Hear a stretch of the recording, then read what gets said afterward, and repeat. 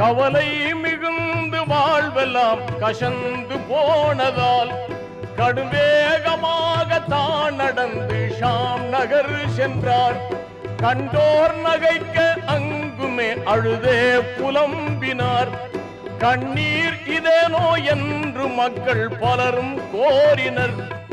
அவலம் மிகுந்த பிலால் உரைத்தார், யாது சொல்லுவேன்.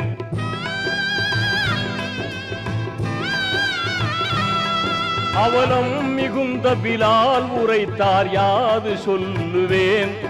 அந்தோ இவ்வேளை யாருக்குமே உபயோகம் இல்லை. நான் என் அன்பர் ஒருவரை நான் தேடுகின்றேனே பாரிலே.